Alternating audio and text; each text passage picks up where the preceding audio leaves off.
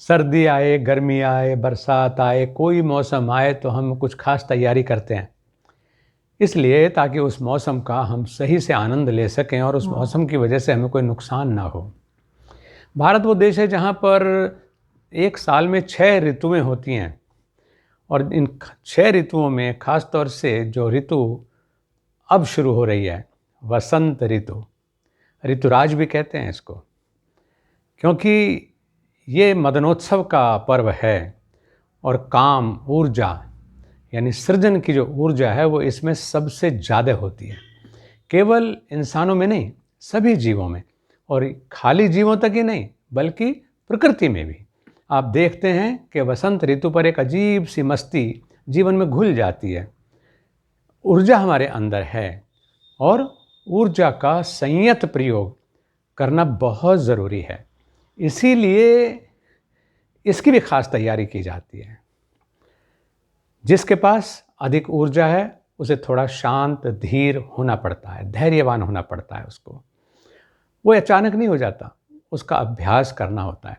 और हमारे जितने पूर्वज हुए हैं, ऋषि लोग कहिए, फ़कीर लोग कहिए, उन लोगों ने ख़ास तौर से कुछ ऐसी मर्यादाएं हमारे लिए बना दी कि उन नियमों में रहते हुए हम अपनी ऊर्जा को संयम कर सकते हैं।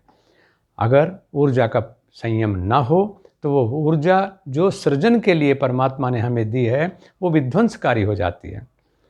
इसीलिए वसंत का आरंभ होने से पहले मौन की साधना हम लोगों को करनी होती है और इसकी शुरुआत ही हम करते हैं मौनी अमावस्या से, यानी वसंत आरंभ होने से पहले की तैयारी मौन के द्वारा।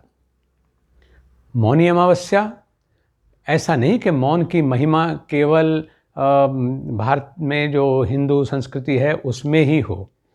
मौन की महिमा सब लोगों तक पहुंची है, चाहे हमारा जो इस्लाम है, इस्लाम में रमज़ान के समय एतिकाफ़ का यानी एकांतवास, मौन और उस समय अपने भीतर डूब करके रहने का, अपनी रूहानियत में जीने का अभ्यास करना होता है। यहाँ तक कि हमारा जो क्रिश्चियनिटी है उसमें भी मोनेस्ट्रीज़ बनाई गई। मैं तो यही मानता हूँ कि मोनेस्ट्री का जो आधार है वो मौन ही है, कि वहाँ पर लोग मौन होकर के आत्म साधना करते हैं।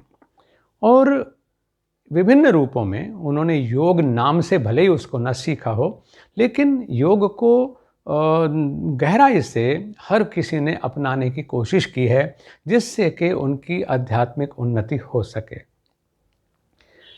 वसंत ऋतु के आगमन के समय हमें कल मौन का अभ्यास करना चाहिए। कल का मतलब अमावस्या से, मौनी अमावस्या को विशेष रूप से। और मौन सिर्फ मुख से मौन नहीं बल्कि मौन के साथ मनन और ध्यान। यानी मौन की उपयोगिता तब है जब हमारी वाणी मौन ले, हमारे जो ज्ञानेंद्रिय हैं मतलब उनको मौन का गहरा अभ्यास कराया जाए, अपने विषयों से वो थोड़ा भीतर को आ जाए और यूँ मान लें कि योग में जो प्रत्याहार की साधना है वही मौन की साधना है, कि अपने विषयों से प्रत्याहरण हो जाना चाहिए।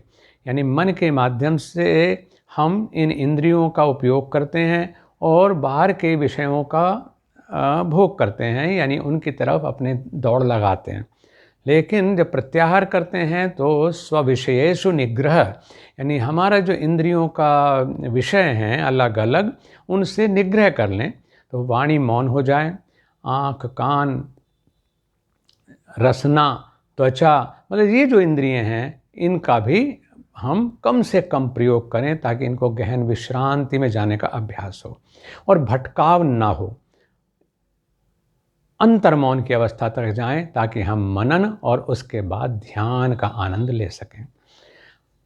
जितना भी सृजन दुनिया में हुआ है वो मौन में ही होता है।